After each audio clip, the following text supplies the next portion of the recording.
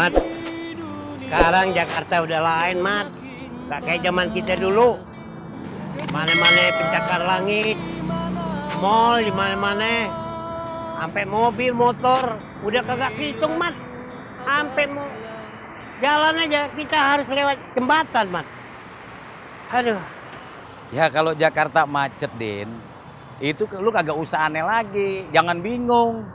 Dari dulu ya Jakarta macet. Kapan kalau hujan dikit aja banjir?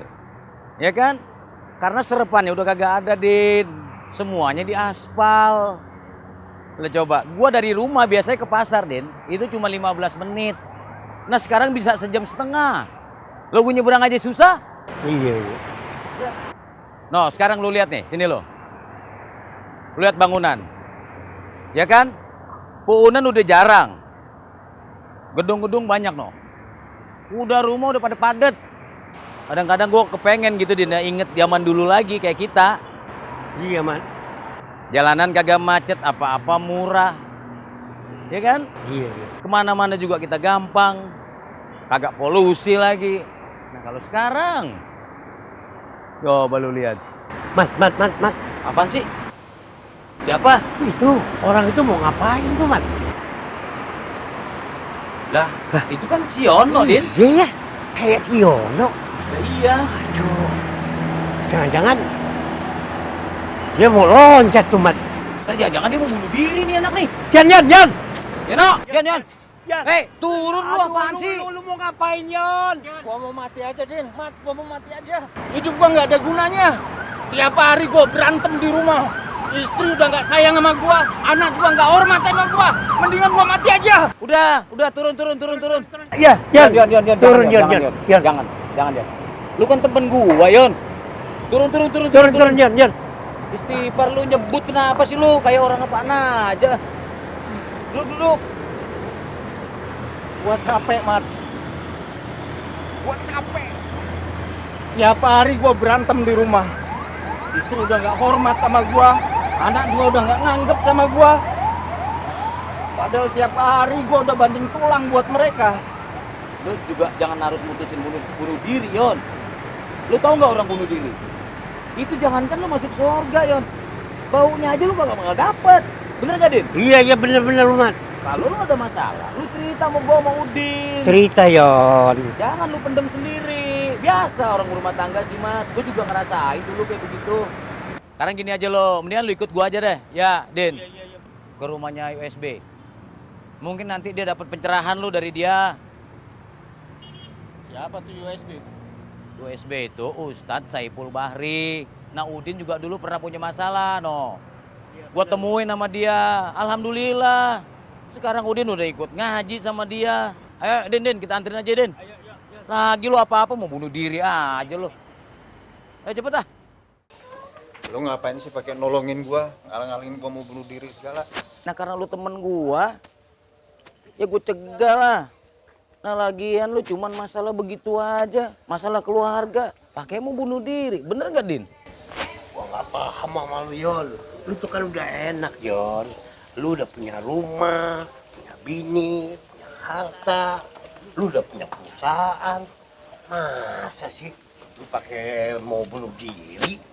Den, Mat, soal harta emang gua nggak ada masalah. Semua yang gua mau, gua bisa beli. Kebutuhan istri gua bisa penuhin. Begitu juga anak gua. Tapi gua gak pernah merasa bahagia di rumah gua.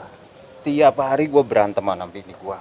Kalau udah gitu, boro-boro dia mau disuruh bikin Indomie, ogah, kopi aja dia kadang-kadang cuma mau ngelayanin gua. Semua kebutuhan gua dipenuhi sama pembantu gua. Coba.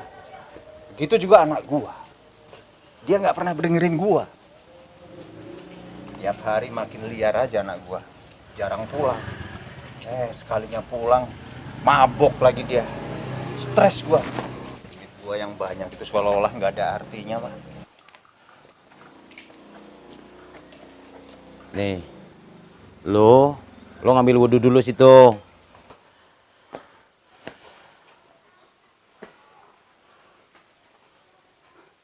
Assalamualaikum Pak Ustadz. Waalaikumsalam. Rahmat. Ada apa ini? Ini Pak Ustadz, saya mau nganter teman saya, si Yono, supaya ketemu sama Pak Ustadz. Memang ada apa dengan Siono? Ya tadi, saya kebetulan lagi jalan sama si Udin nih, di jembatan. Lah saya ngeliat si Yono mau loncat dari jembatan. Astagfirullahaladzim. Nah ini dia nih orangnya nih, si Yononya nih. Sini Yan. Assalamualaikum Pak Ustadz. Waalaikumsalam Pak Yono. Silakan Pak Yono. Memang ada apa Pak Yono? Sampai seberat itu masalahnya, kok sampai mau bunuh diri? Ya habis gimana lagi Ustadz? Saya tadi udah stres berat mikirin hidup rumah tangga yang isinya cekcok terus sama pasangan. Sama anak saya juga begitu ributnya. Kayak neraka tuh rumah teh. Oke, biar enak nanti kita selesaikan lebih nyaman di dalam saja. Mari Pak Yono kita ke dalam. Iya, Bang Udin, Bang Rahmat ke dalam.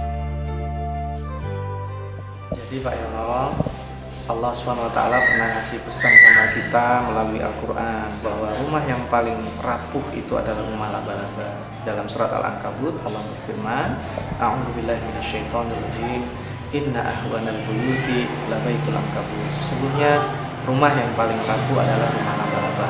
Allah kasih pesan ke kita bahwa sarang laba-laba yang menurut ilmu pengetahuan itu kuat ternyata rapuh karena tidak berfungsi melindungi. Nah, kita lihat rumah kita ini melindungi anggota keluarga kita atau tidak, melindungi dari hal-hal yang dibenci Allah, yang diharamkan Allah atau tidak. Ini yang pertama. Yang kedua, rumah laba-laba itu rapuh karena di dalamnya tidak ada cinta.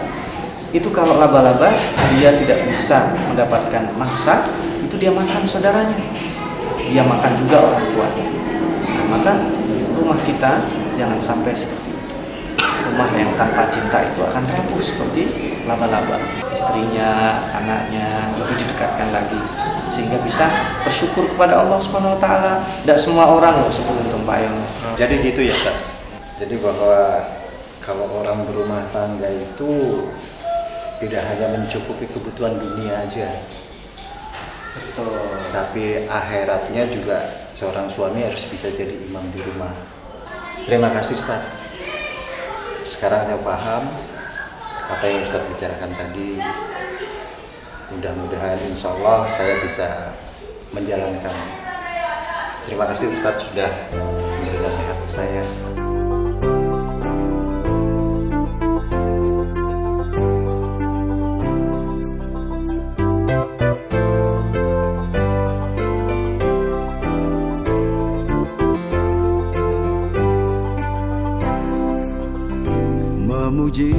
Memuji kita tak akan rugi sebanyak apapun yang telah kita beri, karena janjinya tak akan pernah dusta, berlimpah pahala sebagai balasannya.